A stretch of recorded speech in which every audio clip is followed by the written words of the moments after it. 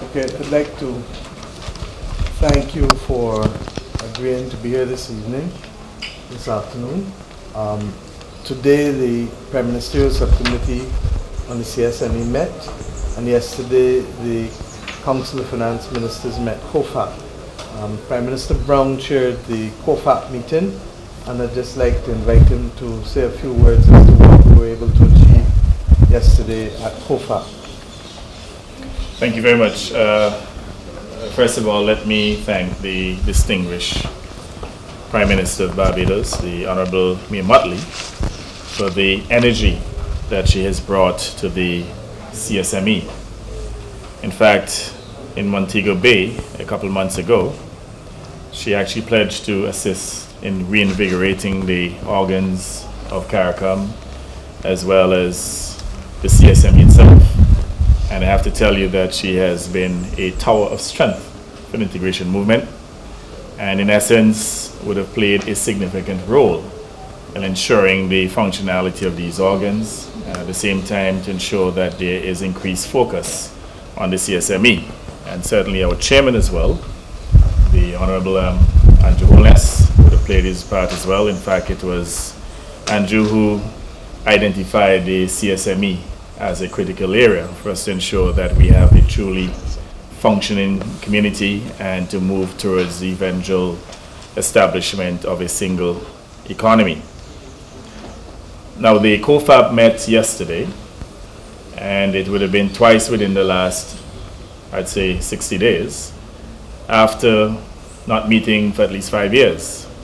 So it shows very clearly that there is a renewed commitment within CARICOM to make sure that CARICOM functions, especially for the benefit of the ordinary man and woman living within the respective member states. Just to cover a few issues that were addressed by the COFAP yesterday, we discussed the regional framework for a deposit insurance system, which would establish a level of protection for depositors against losses due to the failure of financial institutions. And the conference urged the urgent implementation by the Council for Finance and Planning for the Caribbean Community CARICOM. And this is especially important considering the failures of BICO, CLICO, and other financial institutions within the region. Even in the case of Antigua and Barbuda, we had perhaps one of the most spectacular bank failures, in which we had $1 billion enterprise, the Abbey Financial Group, that went belly up, and my government had to issue a deposit protection bond in the region of $350 million, representing almost 10% of our GDP. So having this type of protection is absolutely important. This is one of the measures which the Council agreed should be pursued within the financial cooperation initiatives to enhance the financial safety net for depositors and even for borrowers and investors in the CARICOM single market and economy, the CSME. We also took follow-up action on the mandate from the CARICOM heads of government, calling for the finalization of some of the relevant instruments by the intersessional meeting in February of 2019 and others by next July. These include a community investment policy, an investment code, an incentives regime, an integrated capital market, starting with the adoption of model securities market legislation. And I know Prime Minister Mottley was very excited about this, so no one will in the future accuse her of poaching any investment in any other country. Now, they also agree that the finalization of the CARICOM Financial Services Agreement should be expedited. These actions will strengthen the regional financial stability mechanisms. The ministers also approved in principle the objectives of the CARICOM credit reporting policy, which, among other things, provides for the regulation of the operations of credit bureaus and cross-border exchange of credit information within the community. Now, this is a very important initiative that will promote financial inclusion for CARICOM nationals as they live and work across the community. And evidently, it will facilitate greater accessibility to credit and at the same time ensure that there is more borrowing to support increase economic growth and development and to create opportunities for people. In fact, it will also help to encourage greater entrepreneurship across the CARICOM space. So having this credit reporting policy and certainly a bureau in which we could exchange information freely in order to facilitate the smooth flow of credit within the region is absolutely important to the business development and certainly to economic growth and development. As concerns continue with respect to the continuing issue of some member states being labeled as non-cooperative tax jurisdictions, the Council urged a more collaborative approach within the European authorities and other relevant international bodies. This issue remains an existential threat for the region, and we are seeking to dialogue with various bodies within the EU and individuals within the EU, obviously at the top political level, so that they can understand the consequences of their actions. I mean, the unilateral decisions that it would have taken that are now impacting on the region, especially in the context of the proposed sanctions and the blacklisting. So this is an issue that we are monitoring very closely, and we will work collectively. In fact, we are hoping that there will be certain interventions made within the next 30 days that hopefully will bring some relief to the various countries within the region to avert any potential blacklisting, or for that matter, any curtailment of technical support or grant aid from the European Union. So back over to you, Madam Chairlady. Thank you, PM. With respect to the single market and single economy consultations at the subcommittee, we took some decisions today to recommend to the full conference of heads, because our committee is a body that recommends a number of things that I think will have significant value. The first and foremost is the establishment of a single jurisdiction, a single registration for companies across the region. And we believe that this is necessary to boost investment and to reduce both the hurdles and the costs that many of our enterprises will face as they seek to do business across multiple jurisdictions. We agreed on the principle of mutual recognition with respect to companies incorporated in one member state being recognized in other member states. And this, of course, will help significantly in reducing those hurdles and costs. The second major item that we agreed to today to recommend to heads of government, and Chair of Council is here, Prime Minister Holness, is the question of expanding the categories of workers who may travel freely within the region.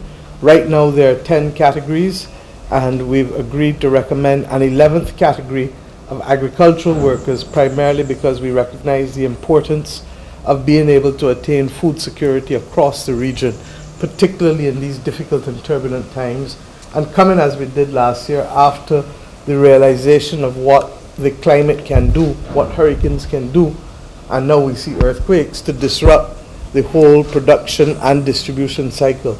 And we're conscious and sensitive to the fact that we have to be able to move the region closer to a level of food security in ways that we've not perhaps been as assiduous about doing in recent times.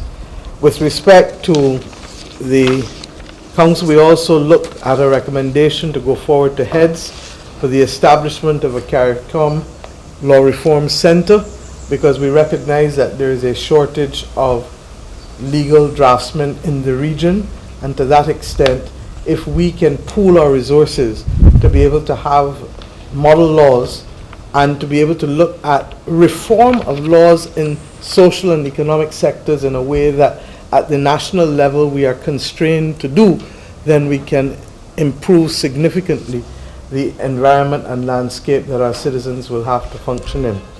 We also agreed to look at the importance of adhering to the implementation plan for the single market and the single economy, and we literally have outlined the measures to be taken to further advance it in the short, medium and long term. And in that context, we've asked member states to provide regular updates, and we've agreed that as chair I would work with heads and countries to be able to see where we can bridge the gap to ensure that progress is made in a seamless way. I think all heads are sensitive to the fact that now that we have started back working, and I really want to take the opportunity to thank and congratulate colleague heads, in particular.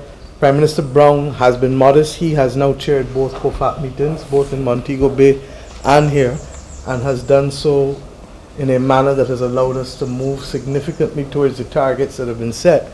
But Prime Minister Holness also, in anchoring the Montego Bay meeting, I think that those who write in future will look back at Montego Bay as that meeting that had a catalytic effect again upon the regional integration plan.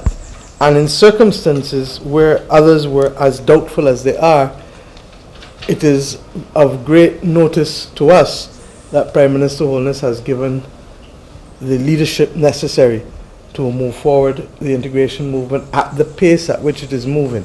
I also want to say thank you, because it is all right to call a meeting, but if you don't have a quorum, there can be no progress. And to that extent, therefore, it is of significance to me that this meeting was able to have 6 heads of government attend as a subcommittee, which reflects the political will that there is for this regional integration project to move forward at the pace at which it is moving again. Against that background, we've agreed that it is also critical that we involve the private sector and labour and civil society. And indeed, previously, the institutions had agreed to the establishment of business and labour advisory councils, which are a bit of a misnomer because it also includes civil society representation. But what we recognize is that even as we do that at the national level, it is critical that in our meetings that we recommend to heads that they be a permanent, the encounters with them be a permanent feature of our own meetings, whether before or during, because we recognize that making a success of the regional integration project is not about governments alone, but it is fundamentally about our people. And if our people can be reflected in the areas in which they operate, whether in the private sector as labor, as workers, or in the civil society organizations which they populate, then it makes the work of government easier, or as I like to say here, many hands make light work in making this a reality. In addition, we address the issue of non-compliance with the revised treaty, which of course affects the timely and effective implementation of decisions and agreed actions. It's no sense us agreeing to things and then not implementing them. And to that extent, Prime Minister Holness has been, and his Minister of Foreign Affairs, have been a force to underpin that we should only agree to that which can become reality in real terms. And to that extent, I believe that there is a greater appreciation that it is necessary for persons to come to meetings with the appropriate mandate and to allow us therefore to move forward with certainty and assuredness. Similarly, we agreed that the Community Council, that member states in the Community Council should complete consideration of the proposals for the settlement of disputes arising from non-compliance as expeditiously as possible, and to submit the necessary recommendations and considerations for conference. And this is perhaps an appropriate bridge for me to invite Chair of the Community, Prime Minister Holness, to just say a few words, because truly it is with his blessings that our subcommittees continue to function as we have today, since he is the current Chair of the Community. Prime Minister Holness. Thank you, Prime Minister Browne. Thank you, Prime Minister Mottley. You know, I guess citizens of all the Caribbean states, the CARICOM states, looking on, may sometimes question the viability or the purpose even of CARICOM. But I think all our citizens can rest assured that the CARICOM institutions are working, are functioning. And to have both the Prime Ministerial Subcommittee and a second meeting of the Council of Finance Ministers is a significant achievement, seeing that they have not met in a really long time. So critical issues that would move the community forward were not addressed. Our citizens, our voters, our electors can rest assured that as leaders we are addressing those issues that are important to them and that are practical and achievable, and we are using our energy to good effect. There is indeed, as has been said by both Prime Minister Browne and Mottley, that there is a renewed energy and I dare say passion for a more practical form of integration that will move our entire region and to collaborate on mutual threats and challenges. And I believe that all goes well for everyone. I think the meeting was a success, and I want to thank both Prime Minister Browne for chairing COFA and Prime Minister Mottley for handling so well the Prime Ministerial Subcommittee on the CSME. Thank you. SG, anything you'd like to add? Just to capture the moment and the significance of our three Prime Ministers here. Chairman of Conference, Chairman of the Prime Minister Subcommittee, and the Chairman of COFA. That is significant. And in my brief history as the Secretary, I don't remember us having a series of confabs in that way that has resulted in some very concrete recommendations and proposals that will be put forward to the special meeting of the Conference of Heads towards the end of this year, most likely in December, under the chairmanship of Prime Minister Holness, a meeting that will be focused and dedicated to the CARICOM single market and economy and advancing it. It will receive these recommendations that you've heard about today with a view to having some interesting and important documentation and agreements concretized and signed in February when we meet in St. Kitts and Nevis. I think we've had an excellent 2 days. The work is cut out for us between now and December and then in January. Another significant aspect is the implementation plan, which will be, you can look out for it very shortly on the website of the CARICOM Secretariat. So the CARICOM public can see what it is that we've agreed upon to do and when we have agreed upon to do it. And the accountability that member states will have in updating this plan or the elements of the plan that pertains to each member state every 6 months. So our leaders are indeed reporting to the citizens of the community on the progress being made. And I look forward to continue working with the Prime Minister so far. Thank you.